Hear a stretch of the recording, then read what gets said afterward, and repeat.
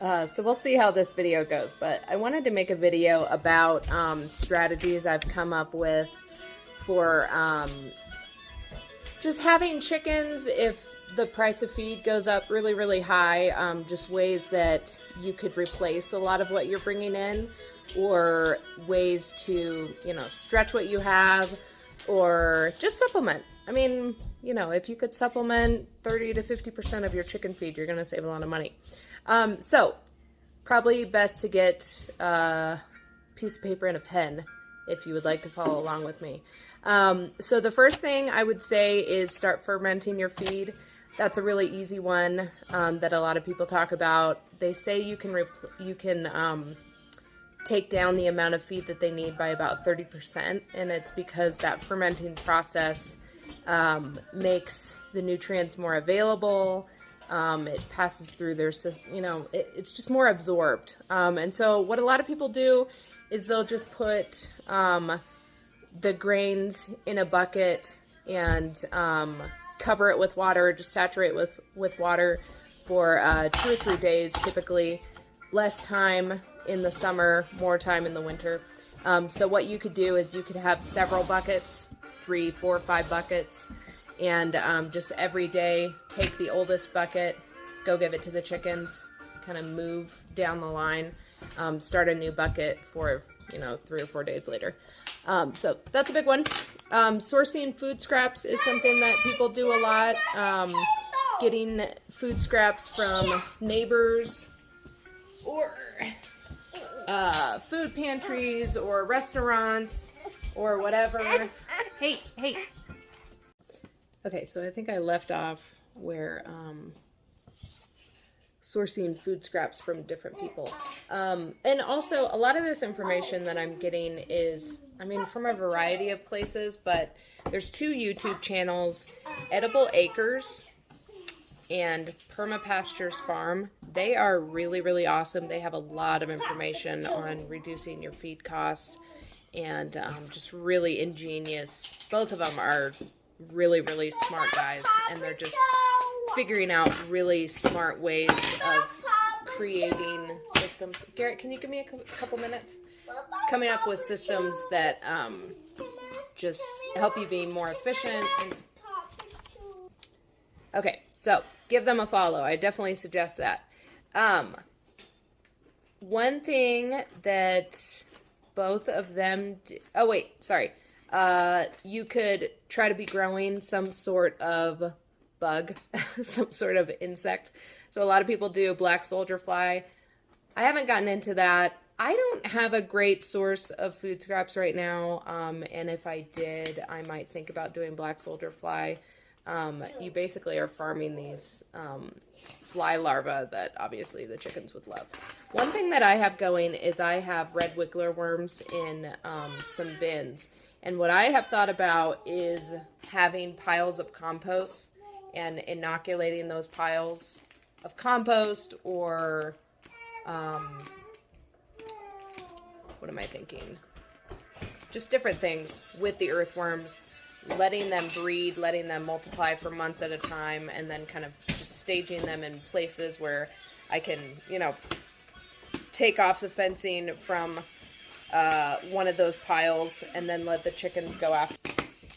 But as of yet, I'm not officially farming bugs for them. I think that is a really good way to go. Also, you could have rocks and logs set up all over the place, and then let the bugs multiply under the logs or the rocks, and then pick those up here and there. One thing that I really want to do is growing crops specifically for the chickens, and probably grow them in big mixed blocks, kind of like a big cover crop portion, maybe 10 by 10, 10 by 20 at a time. Just rough up the soil, put some seeds down, water it in, help it to germinate. Try to keep it weeded, but who cares? So cool weather crops for that. This is where you want to take some notes. Kales, especially one called 1,000 Head Kale. This is a traditional kale crop on the Baker Creek seed packet, it's got these leaves that are like this big. So if you could grow something like that, if you could keep it alive during the winter especially, and just have constant big leaves. The one good thing about feeding animals is you don't need to worry about how it tastes. You need to worry about how it produces. So you're going to be thinking differently about this than feeding yourself. So you can, especially once you have a good supply of seed, you can be a little bit more free with the sowing, instead of being like, I want 10 plants of kale in this bed and I'm going to keep it meticulously weeded and all that. You don't need to worry about that. Field peas. Field peas I got from Phelan Gardens in town. I got a big bag of them for $5, something like that. A couple pounds. Beets, specifically mangle beets or mangle wurzel. That is a fodder crop. That's really good for goats too. Farmers used to use those to keep their cows in milk over the winter in England. If you watch the show Victorian Farm, that's also a good place to look at some of these techniques, because they talk about how Victorian farmers were keeping their animals producing over winters and what they would store for them. You couldn't afford to just feed the amount of grains that we're feeding today. Turnips are a good crop for this. Radishes, anything that's in the ground is pretty reliable. Flax is a good seed. A lot of these seeds you can just get from the health food store. I have at least 1 pound bag of flaxseed. Flaxseed is like 38% protein, so I want to experiment with planting that and see how that goes. Another thing, when you're feeding animals, you don't have to worry about threshing the grain if you don't want to. I mean, you could really just save the heads in bags. If you don't have time to deal with it, you can just do what you need to do and throw out stuff as you have it ready. Mustards are really good. The one I got is green wave mustard. Wheat, barley, again, you could get those from the health food store, local farmers. Azure Standard, you can get a lot. If you're gonna buy this kind of stuff, don't be buying the Baker Creek seed packets. You want to be buying a couple pounds of this seed so that you can afford to be free with it, like I said earlier. So wheat, barley, fava beans. I'm trying to grow a lot of that. That is a really good cover crop, really tough. It's hardy down to like 10 or 12 degrees. So it develops a huge amount of organic matter, like several feet. So that's very good for planting in places that you're going to want to put crops later. Alfalfa is really good. That grows well here. And potatoes. That is a little bit different because it'll just be a different system for harvesting and stuff. But if you cook potatoes, you can give them to your chicken. What do you think of that, Avery? Yeah. Okay, so this is what I'm thinking for warm season. And again, I'm getting bulk seed as much as I possibly can. So I'm putting down... Hey, Avery, let me talk, please. Okay. So sunflower. I'm going to get a big 20-pound bag of black oil sunflower seeds from the feed store and plant that. And that's going to be much cheaper than little Baker Creek seeds. Corn. I got a 5-pound bag from Azure Standard. It's just whole corn. If you're buying whole grains, you should be able to sprout those and get those growing outside. I'm getting sorghum. I think I got that. Hey, Avery, hang on. I'm getting a big bag of sorghum. I think I got that from Azure Standard too. Or maybe somewhere else. I can't remember. Yeah, we did. Yeah. Millet, whole grain millet. So these are all things you want to plant after the frosts are done. Millet, that would be very easy to throw out heads to your chickens. They would be very happy. Edible Acres specifically has a video about them growing a field of millet and sunflower and just taking the heads. Hey, Avery, I'm really trying to talk. Give me a second. Millet and sunflower for their chickens. Teff is another grain I just found out about, and that looks like a good option too. Again, I got that from Azure Standard. I got some buckwheat, and that's at health food stores for sure. Oh, rye. Rye is another good cool weather, so put that down. rye, triticale. You could add those. I think diversity is just the best. You don't want to put all of your eggs into corn, you know, obviously because it's low protein. But I think having a diversity of crops is going to give you the best chance because, you know, what if hail takes out this crop? Okay, you've got this other crop. As many varieties as you can would be good too. I have a lot of varieties of corn and I'll be planting those this year. But like I said, buckwheat is at stores. I got a couple pound bag from Phelan Gardens for like $4. Squash is huge. Me and Avery last year, we saved squash seeds from most things that we opened. And we actually got some from a friend down the road. And we saved all of those seeds. And I mean, it'll be fun to see if some are good for humans too, but even if they're not, the chickens will love them. And actually, if you're giving your chickens high carotene squash or corn or whatever, they are going to have yellower yolks, deeper orange yolks, because they will have more carotene in their products. And I'm sure the same would go for the goat milk. It may not change the color, but you're going to have more nutritious milk and eggs because you have more nutritious food that you're giving them. Avery, can you give me a second? Can you just wait? Amaranth is a good one. I got an orange amaranth from Baker Creek, and you know, it's advertised as it'll give you 1 pound of seed per plant. So that's pretty amazing. And beans. And for that, I mean, again, health food store. Get a variety pack of beans and just go to town. So I think if you wanted to get a pound or two of each of those, you know, if you could put aside $100, $50 to $100, you could get a lot of that stuff. If you have questions about where I got any of those, just let me know. So you can grow those as crops, or here is another idea, or you could do both. So what Edible Acres does is when he sets up, well, actually both of these guys, Edible Acres and Permapastures, is they have several compost piles going at once. So imagine, okay, so what these guys do is they will have several compost piles.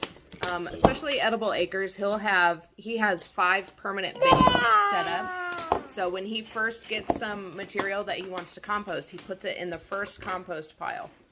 And then every week he'll rotate. So he'll put this one in here, or he'll put, you know, the 5th one will go to his garden, the 4th one will go to the 5th one, the 3rd one will go to the 4th one, 2nd to 3rd, 1st to 2nd, and then he'll put fresh material into that first bay. And when he puts material into the bay, he also sprinkles seeds that can sprout. So you could take any of these seeds and you could put them in the compost pile. They will germinate. They will be more nutritious for the chickens. But it will also encourage them, the chickens, to help you compost your stuff. So it's a really, really cool system. What I am kind of thinking is that during the actual growing seasons, I will really be trying to grow out these crops all the way, not just sprouting them. And then in the winter, I'll think more about the sprouting and the compost piles, because the compost piles will be warmer. Hopefully not too warm. We'll see. Okay, and my last idea is to have some sort of chicken forest, more perennials going. So the trees that you could look for, especially mulberry, black locust, Siberian pea shrub is a big one. I would go ahead and buy some Siberian pea shrub seeds. They're on Amazon. There's a Something Earth brand that's what I got. I would go ahead and get those. The Siberian pea shrub is extremely tough. It's hardy down to zone 2. It fixes nitrogen. It's a good windbreak. So especially out in Colorado, I think that will do really well for you. It produces little pea pods, and those are very high in protein and very good for chickens. I think the leaves are edible for them too. Mulberry, the leaves are very high in protein. The berries come down all throughout the growing season once they are bearing fruit, and those are very nutritious for chickens. And then the other ones, hazel, elderberry, apple, and Jerusalem artichoke. Jerusalem artichoke is a perennial sunflower with little tubers in the ground that I think it's just a really good idea to have on the homestead as kind of a backup protein source. I hear they're similar to potatoes. I probably would not eat them unless things were pretty bad, but they're good for animals for sure. I think you do have to cook them similar to potatoes. So ultimately, this is my plan, is that I will have, this is my plan for now. It's always changing. But I will have 2 different areas that I can have the chickens in, pretty large areas. And in both of those areas, I will have kind of a system where I have perennials, like 2. Okay. So I'll have a couple aisles of, or rows of perennials, you know, apple, Siberian Pea Shrub, black locust, mulberry, whatever, in this row. And then in the aisles between is where I would plant cover crops that I already listed, more the grains, annual type crops. So that's my plan, and then just rotate them. You know, in one area, plant my cool weather stuff. You want to fence off those trees for sure. Plant the cool weather crops. When I want the chickens to come into that area, I will give them access, and I may fence off the cover crops, or I may let them have them, just depending on if I want to collect that seed or not. And then while they're in this area, I'll probably plant the warm weather crops in the other area. So those are the things I'm thinking about. I've listened to a lot of resources about this stuff, so this is all pretty theoretical for me, but it is working for some people. And if you really needed to rely on these kind of strategies, you know, it'd be good to practice them. And I would like to practice them this year. So sorry about all the craziness, but this is my life for one, but these are the strategies that I'm looking at. Thank you. And I was listening to my video, and I'll say one more plant that you want to get is Comfrey. Get as many root cuttings of Comfrey as you can. If you're just starting off with cuttings, I would recommend putting them in a pot until they get to be stronger. I wouldn't just put them in the ground. I've done that before and haven't had good results. Pull out the bucket, Avery.